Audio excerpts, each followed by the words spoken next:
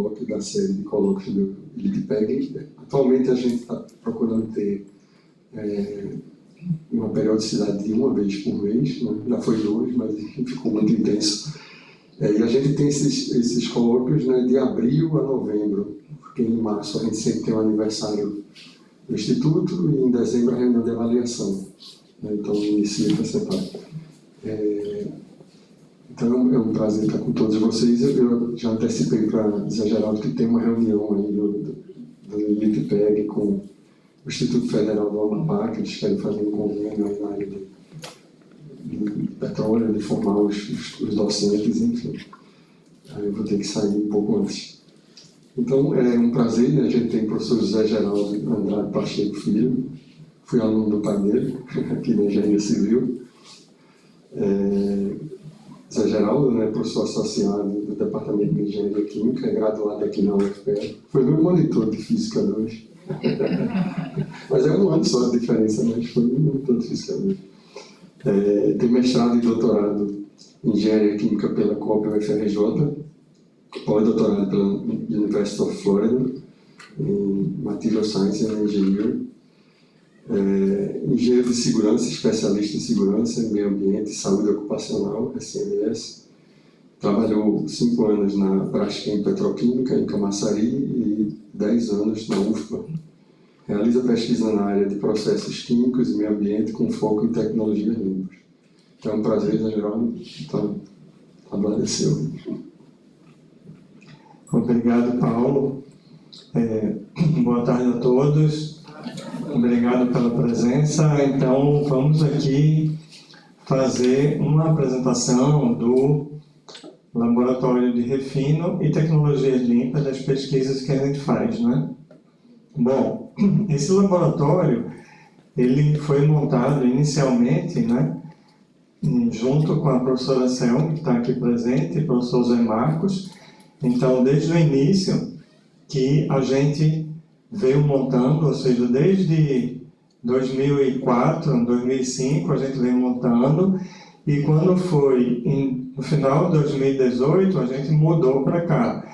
Então, né, a maioria das pesquisas que a gente tem aqui, né, tem a participação e a montagem da professora Selma e do professor Zé Marcos. E desde também 2011, que a gente vem trabalhando com o professor Freti, que está ali, visitante, francês, e aí ele ficou aqui com a gente uns 3 anos, mais ou menos em 2011, e voltou agora para ficar mais 2 anos, ano passado e este ano. Tá? Então, também está participando. E recentemente temos o professor Fábio aqui, né? Bom, então, cada parte que eu vou passar aqui, eu vou colocar ali o nome dos pesquisadores, alunos, né? Alguns deles já estão com um doutorado pronto, coisa e tal. Então só para dizer a vocês, né? Então os nomes estão todos ali. Se esqueceu algum, reclama aí que aí eu falo, tá bom? Então, no caso a gente vai falar sobre tecnologias limpas para descarbonização de processos. Então,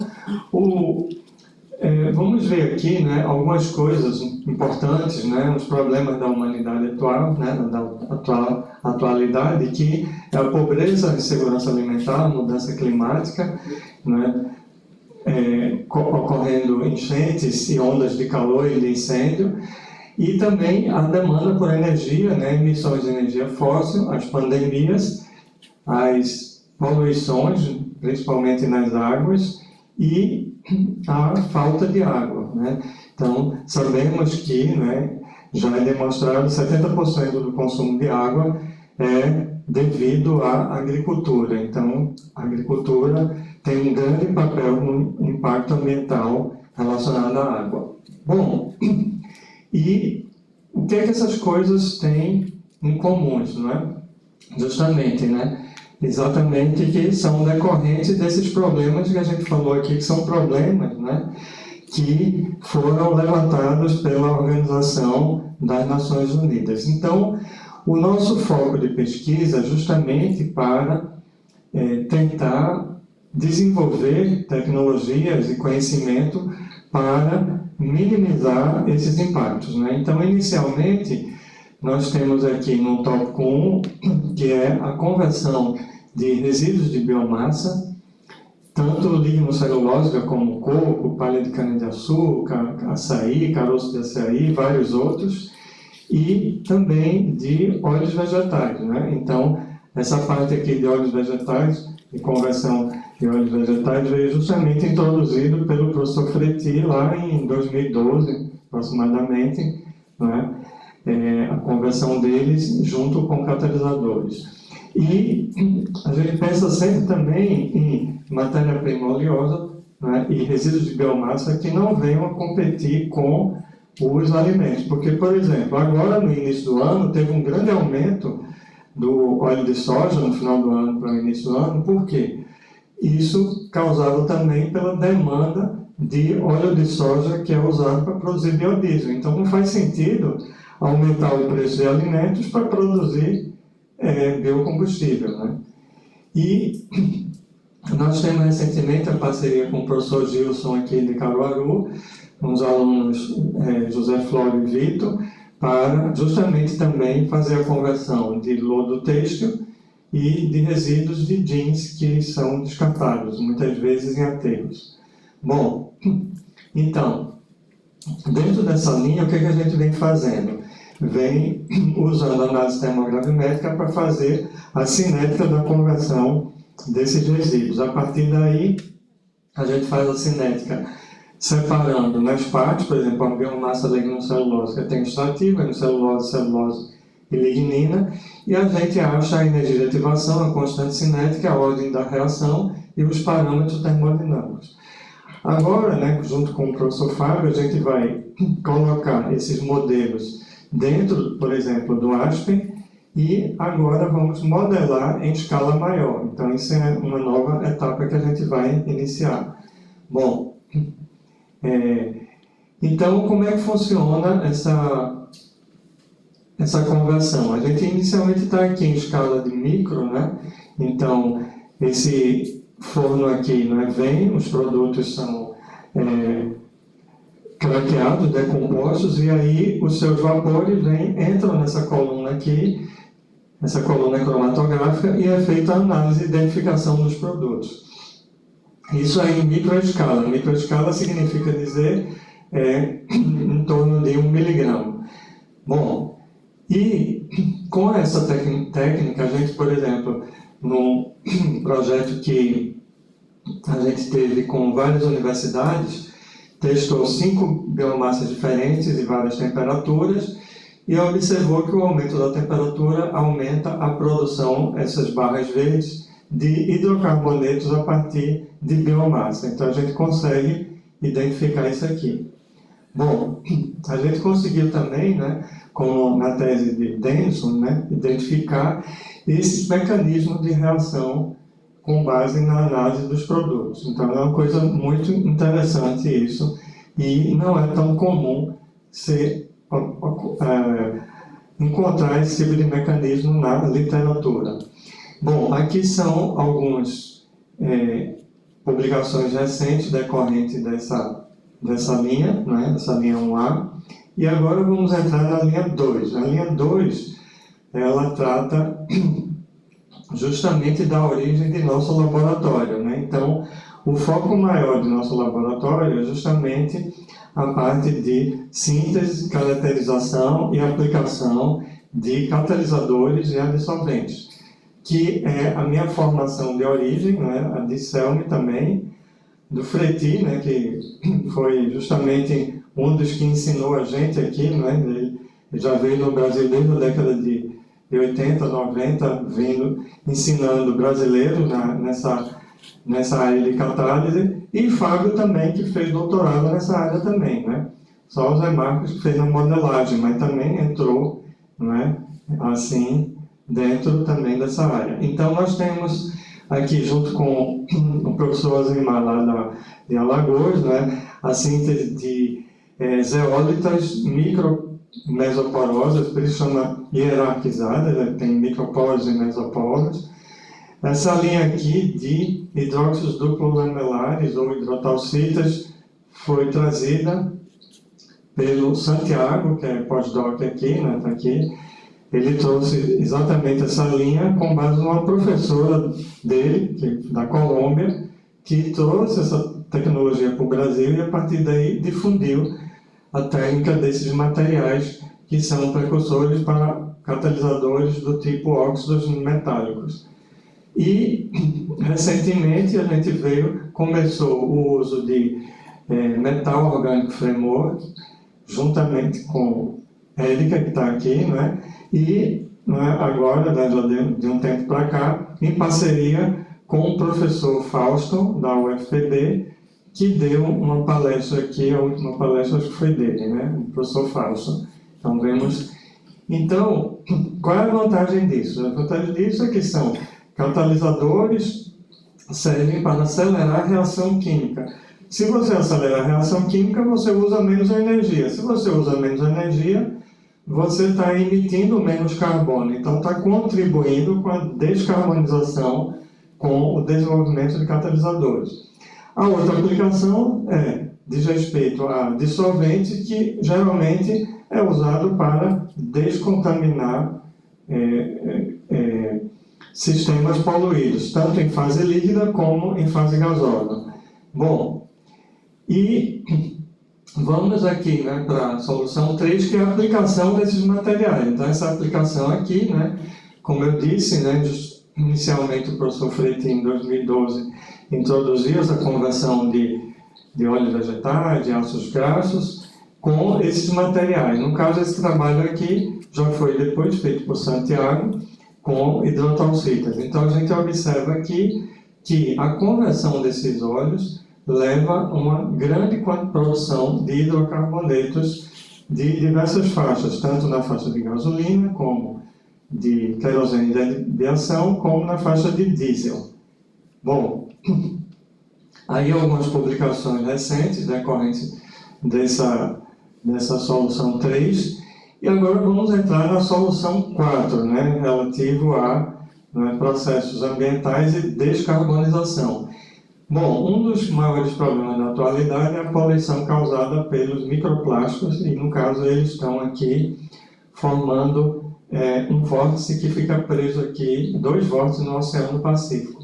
E isso traz grandes consequências. Então, uma solução dessa é a reciclagem. Existe a reciclagem mecânica convencional.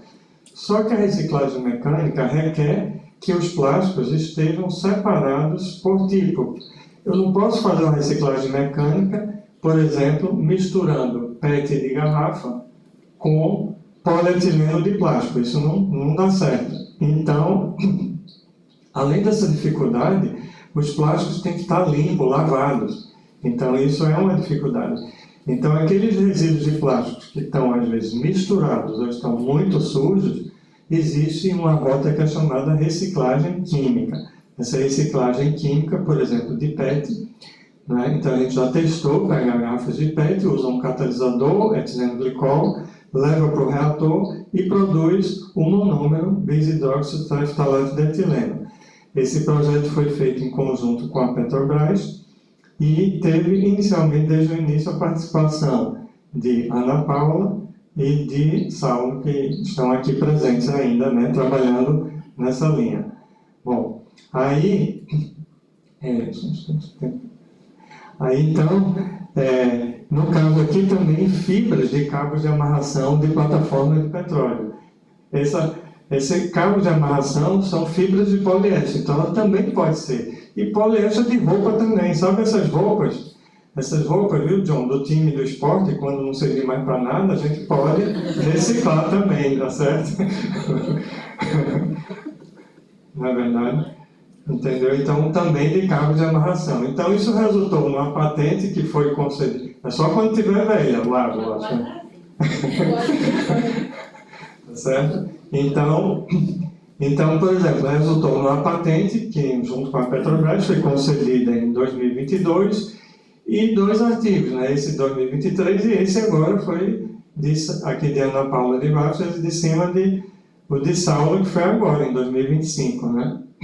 Bom, E nós temos também um projeto em parceria com a UFRJ, o professor Zé Carlos da UFRJ, e o professor Antônio da Oceanografia, onde a gente faz, né, coletas de resíduos da praia, né, que vem, ou da praia, ou que eventualmente vem do oceano, para fazer esta reciclagem.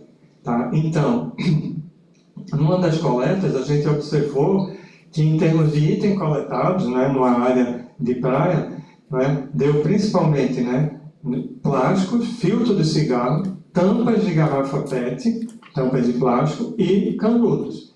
Então, veja que tudo isso é uma praga para a poluição, né?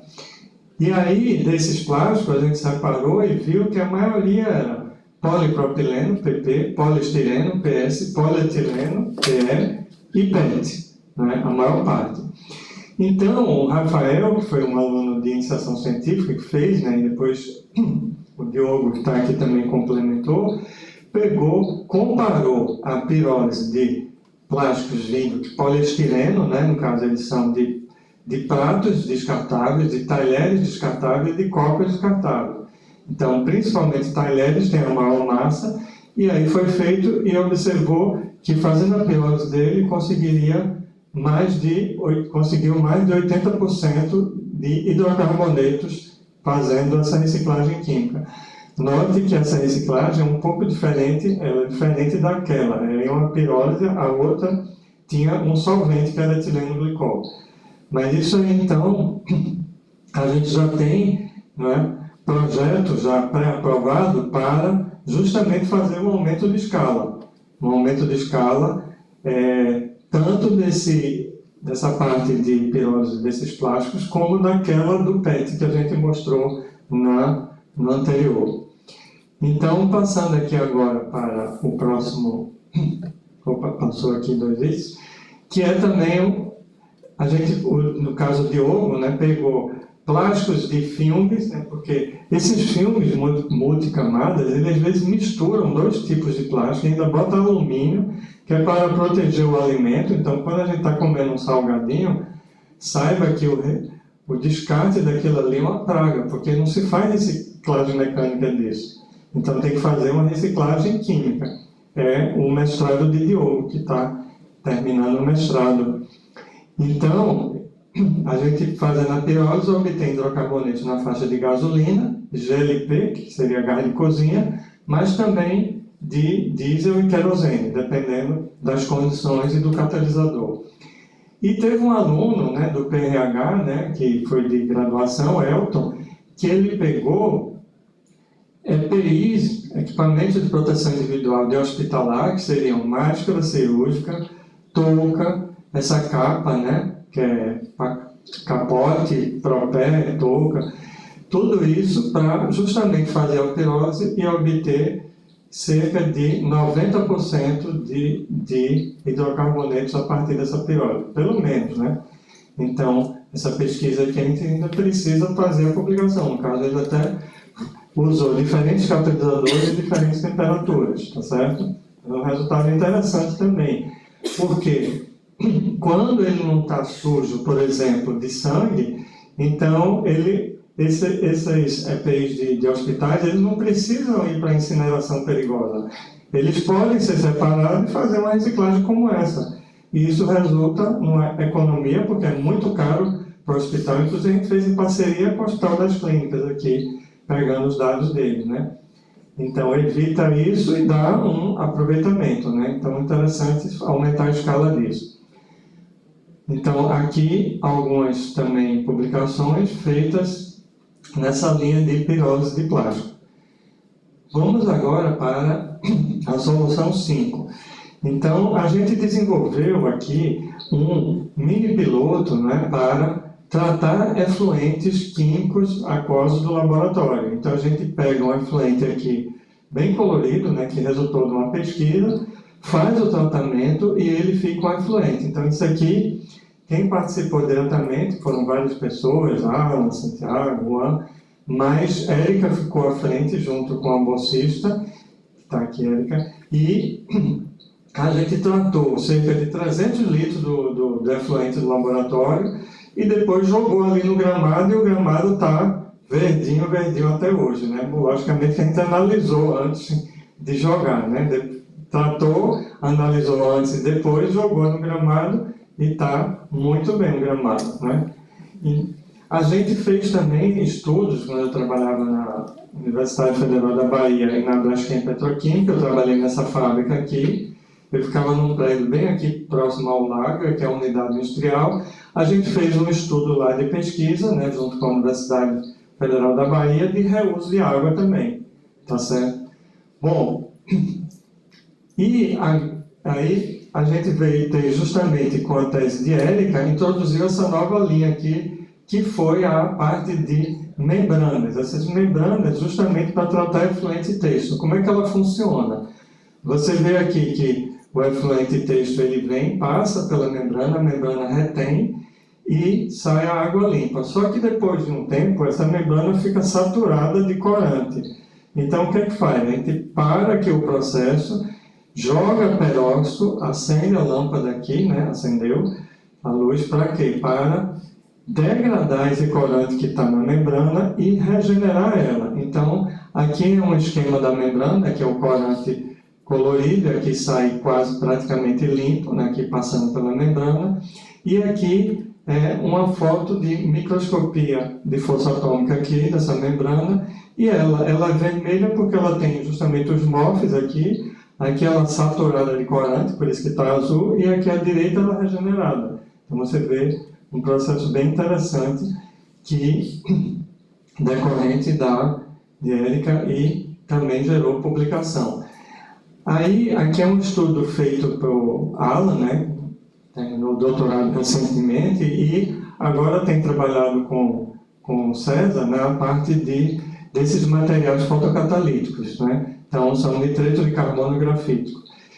E ele viu com o TiO2, que é o mais clássico, né? Que quando você para a reação, ele não decanta. Então, é muito difícil você recuperar o catalisador. Quando ele está junto aqui com o C3N4, veja como fica limpinho, fica mais fácil de recuperar. E aí ele fez 6 reusos, né, obtendo uma alta taxa de degradação de um composto da petroquímica, que é o ácido paratoluico. Onde é que é produzido ele? Lá na petroquímica, antiga petroquímica Suape, que hoje é a Alpec, e aí lá eles jogam, isso aí tem no efluente, esse ácido paratoluico. E a ALA também está desenvolvendo esses reatores estruturados usando impressora 3D e aqui um esquema colocando ele aqui, né, com a lâmpada acesa para também degradar efluentes fazendo uma recirculação. Então tem toda uma estratégia também sendo desenvolvida por eles. Isso aí resultou nesses artigos recentes publicados, né, 2 deles, um do ano passado, um deste ano e outro um pouquinho mais antigo, tá certo? Bom, vamos agora entrar na solução 6, né, que é a pirólise de biomassa em escala aumentada. Lembra que eu mostrei para vocês em microescala, que a gente fez a cinética? A gente vai agora fazer experimentos, já iniciamos também, até com Denison, um aluno de doutorado que terminou, Tainá, que era uma aluna também do PNH, e fizemos essa escala aqui de bancada, de 100 gramas. Então, aqui tem um reator, um forno, a gente obtém aqui o bioóleo, o biogás e o biocarvão, também chamado de biochar. E aí, a ideia é desenvolver membranas agora de separação, água-óleo, agora é constante água, né? A separação água-óleo, porque a Érica também desenvolveu, aquela membrana dela também servia para a separação água-óleo. E para remover a água e fazer um maior aproveitamento desse bioóleo, por exemplo, fazendo a hidrogenação para transformar ele em biocombustível, um combustível, não é mais para ser usado quase que diretamente em um motor. Então está aqui a pirólise, né, a temperatura, e também a gente tem um sisteminha aqui, é um reator onde a gente vai botar um catalisador na saída. Então vamos desenvolver isso aqui, né, da biomassa para produzir bioóleo e o biocarvão. E para que eu usar esse biocarvão? Bom, bioóleo a gente já falou, né, que é um precursor de biocombustível. O biocarvão A gente está fazendo uma parceria com a professora Érica da Unifap, né? Lá de Garanhuns, que ela trabalha na área de agronomia adicionando biocarvão ao solo agrícola. Então, além de melhorar o solo do ponto de vista da agricultura, ele fixa carbono, ou seja, um carbono que foi capturado pela árvore e aí ele está sendo fixado ali. Então, isso é uma coisa muito interessante. Uma outra aplicação desse carvão ativado é fazer catalisadores e adsorventes, ou seja, produzir o biochar, transformar ele em carvão ativado. Então, isso aqui a gente está fazendo até com um mestrado de Antônio Mateus e Juan Felipe, aqui, tá certo? Então, a gente está avançando nessa pesquisa ainda. Bom, e a sétima solução vem aqui um projeto que foi aprovado no ano passado pela FACEP, que é coordenado pelo professor Rômulo Menezes, que é aqui do Departamento de Energia, e nós participamos em alguns objetivos desse projeto. Ele se chama Instituto Pernambucano de Ciência e Tecnologia de Energias Renováveis e Descarbonização. Então, quais são os objetivos? O primeiro deles é esse aqui, né, que é a hidrogenação de óleos vegetais. Isso aqui, na verdade, é uma continuação de um projeto de CNPq coordenado pelo professor Luiz, que está aqui, né? Então, junto com o Florival. E aí, a gente entra com hidrogênio verde da eletrólise da água, óleos vegetais, de preferência residuais, depois faz a hidrogenação desse óleo e fraciona com a coluna de destilação para transformar ele em bioquerosene de aviação, diesel verde e também, eventualmente, gasolina. Então, isso está sendo feito em parceria com esse projeto do professor Luiz e Florival. Bom, a segunda objetivo dessa rota é esse aqui, né, que é pegar o CO2 que vem, por exemplo, da fermentação do álcool, que hoje é jogado na atmosfera, a gente captura ele, faz uma limpeza, ou seja, tira essas impurezas como H2S e armazena num tanque. E aí a gente joga esse CO2 para fazer duas rotas. Ou hidrogenar com hidrogênio verde, aqui com catalisadores, e produzir etanol ou metanol, ou fazer uma rota eletroquímica. Então a gente pega aqui o CO2, absorve no meio aquoso, os alunos aí que fizeram eletroquímica, viu? A aplicação, absorve no meio de NaOH, forma um bicarbonato, aí passa um potencial aqui e ele transforma esse CO2 em produtos químicos. É interessante, né? Logicamente que gasta energia. E a terceira, né, é esta aqui, que é estudar, aqui no caso, em conjunto com o Gilson, da UFPE Caruaru, as rotas de captura de CO2, porque não adianta nada. Bom, aquele CO2 lá da fermentação está fácil de capturar, porque já sai ali quase puro. Mas o CO2 que vem de gases chaminés, o CO2 de gases chaminés, ele sai com 5% de CO2 apenas, é muito pouco. E a gente precisa concentrar ele até 99%. Então, como é que concentra ele? Usando essas tecnologias que podem ser absorção com aminas, no caso, absorção com B de bola, né, que é o contrário de streaking, esgotamento, né, lembrando, de transferência de massa. A outra é dissorção com D de dado, lembra daquele carvão ativado, pode ser usado aqui para fazer a dissorção. A outra é membrana, né? A gente não tem nenhuma rota de membrana, vai estudar só as rotas. E a outra, que é até definido pelo professor Diogo Simões, que é a oxicombustão. Você pegar o oxigênio da eletrólise, fazer a combustão e já sai com CO2 puro. Esse CO2 puro é comprimido e armazenado para aqueles usos que eu mostrei antes. Tá certo? Bom, então aí são essas soluções que a gente apresentou e nós temos aqui, né, o nosso grupo, tiramos essa foto recente, tem a maioria das pessoas estão aqui nessa foto, né? Então, todos aí, né, lindos, tá certo? E aqui algumas fotos, né, dos nossos equipamentos e salas que a gente tem de laboratório. Inclusive, a gente agora, né, como eu falei, hoje, estamos fazendo um aumento de escala, né, de alguns desses processos para colocar ele aqui nessa unidade piloto.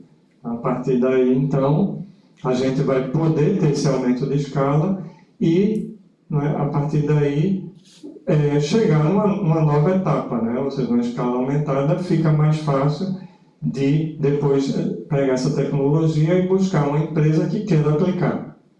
Essa é a ideia. Então, aí a foto da unidade piloto, e é isso. Obrigado.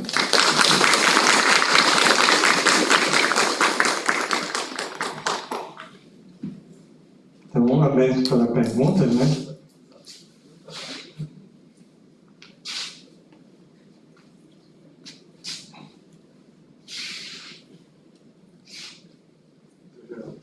Além da agricultura, tem a clínica que você me É verdade, é verdade. E pior, muita energia também. Muita energia também. As Big Techs consomem não só água, mas muita energia. É verdade. Então, alguma curiosidade, pessoal? Você pode falar mais sobre aquela parte do lodo, né? Do lodo, sim. Aquilo ali é uns alunos recentes de doutorado que a gente orienta aqui e eles, junto com o professor Gilson lá de Caruaru. O polo têxtil, né, que tem em Caruaru, Santa Cruz do Capibari, Vitória-Itama, eles têm centenas de lavanderias, de micro-lavanderias. E essas lavanderias, elas usam água de uma região que tem pouca água, que é uma região do agreste pernambucano, e para tingir roupas, dentre elas jeans. E ao tingir, né, o que acontece? O processo deles é um processo não é muito tecnológico. Então sai um efluente colorido, e esse efluente colorido eles botam para fazer um tratamento. Só que esse tratamento físico-químico é muito fraco, porque até não trouxe a foto, né? O rio que passa perto dessas lavanderias, ele sai colorido, né? Então, a gente tem uma foto que a gente foi lá e tirou. Então, mas ele remove um pouco, aí no final fica um lodo. Aquele lodo tem um bocado de sais, que ele coloca um sais para fixar a cor, tem corante e tem alguma matéria orgânica. A ideia é pirolizar ele e fazer um estudo para ver se aquele bióleo de pirólise ele não é tóxico, se pode ser usado como biocombustível, entendeu? E o outro é pegar retalhos de roupas que, quando não são usados, por exemplo, para fazer uma colcha, literalmente de retalho, né? Ele vai para um aterro sanitário. E no aterro sanitário ele toma espaço sem necessidade. Então, no caso seria... e o CPH também proibiu de queimar ele diretamente nos fornos. Porque essas lavanderias não só usam água, mas usam energia. Muitas vezes energia de lenha nativa lá do agreste. Ou às vezes vem de longe. Isso não é uma coisa boa. Ainda tem isso. Obrigada. Parabéns. Tem um comentário do Selma? Professor. Oi. Dentro da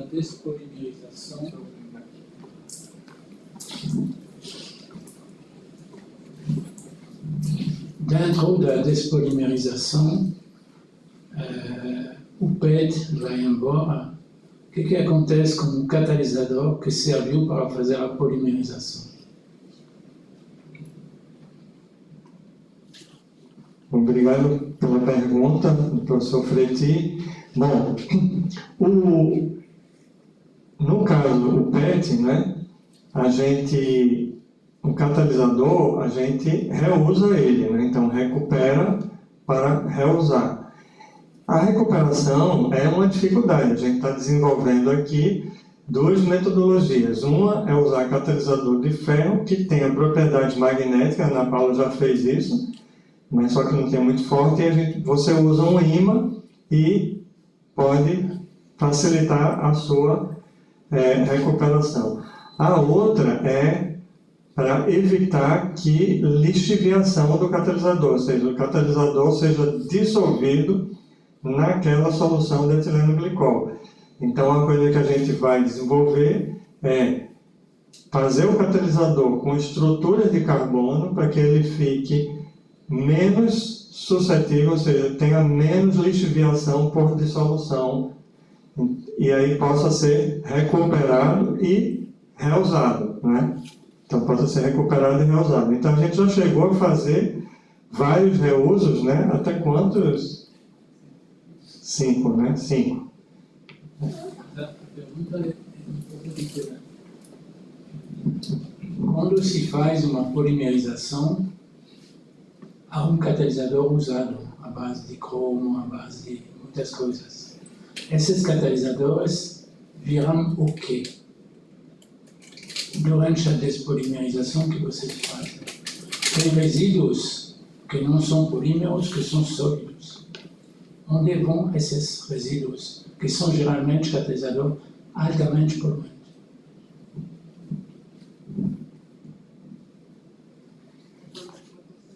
Certo. Você fala do catalisador depois que é usado, né? Da produção. Da produção. Durante a despolimerização, esse catalisador não está ali. Tá. Então, mas aí veja só, professor Freire. Quando a gente faz a despolimerização com o catalisador, a gente faz numa condição que todo polímero é convertido. Então, a gente separa o catalisador sólido por filtração para reusar. Entendeu? Então, a ideia é que uma parte dele é dissolvida e vai junto com o meio reacional líquido. Isso. Acho que eu posso responder. Entendeu? Ele está falando do catalisador usado na produção do PET. Na produção do PET. Sim. Não, na produção do PET aí é diferente, porque é um catalisador de antimônio, né? A gente até teve aqui uma visita do pessoal da UPEC esta semana passada.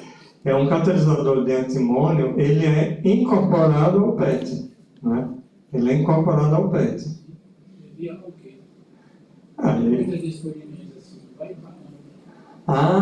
Entendi. Esse catalisador que veio do PET. Não, a gente ainda não analisou. Por quê? Porque a concentração que tem lá no PET dele é muito pequena. A gente teria que desenvolver um método analítico para tentar identificar esse antimônio que vem no PET. Que provavelmente ele vai no meio líquido reacional com etileno glicol. Isso a gente teria de desenvolver essa metodologia, mas é uma observação muito importante isso. Porque é a mesma coisa do que acontece com o biocarvão. O biocarvão tem alguns elementos minerais altamente poluentes. E o que acontece quando você coloca o biocarvão dentro de áreas de cultivo? Você está disseminando ppm de sujeiras que vão para as plantas que a gente vai comer depois. Isso é importantíssimo. Por isso que o biocarvão tem que se fazer uma análise química detalhada de metais para ver se ele tem algum metal tóxico.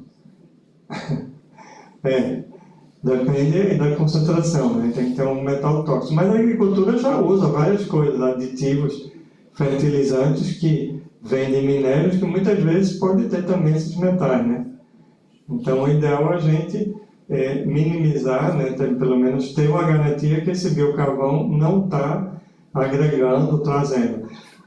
Mas a gente espera também que, da forma que ele está no biocarvão, ele esteja, vamos dizer, capturado de maneira a que não fique disponibilizado. Isso é uma possibilidade, mas tem que ser comprovado.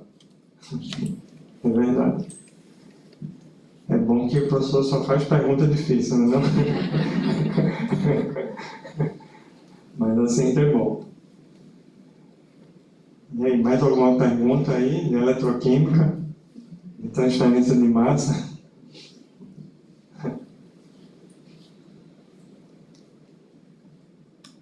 Fala. Primeiro, parabéns pela apresentação. Queria só ter uma dúvida, título de curiosidade. Na remoção dos corantes que vocês fazem com membrana, quando vocês limpam a membrana, qual seria a solução para aquele resíduo de corante? Iam degradar, fazer alguma coisa? Boa pergunta. É porque quando eu apresentei de forma bem resumida. Mas para remover aquele corante, para regenerar a membrana, a gente coloca um peróxido de hidrogênio em meio aquoso e aí ele degrada completamente aquele corante, faz oxidação completa, transforma em CO2 e água. Então ele é completamente degradado. Lógico que forma um pouco de sulfato, porque ele tem um composto de enxofre ali no corante, um pouco de nitrogenado, mas é basicamente CO2 e água. É completamente degradado. Obrigado pela pergunta, porque como eu apresentei de forma resumida, eu não entrei muito nesses detalhes. Mas é uma boa curiosidade. Então, agradecer ao professor Geraldo pela brilhante palestra. Impressionante, o grupo bem atuante em pesquisas aplicadas, né? A gente vê que todas têm um retorno, algumas já com patente, né? Então, parabéns aí o grupo como um todo. E a gente vai ter um coffee breakzinho aí fora. Obrigado, parabéns novamente.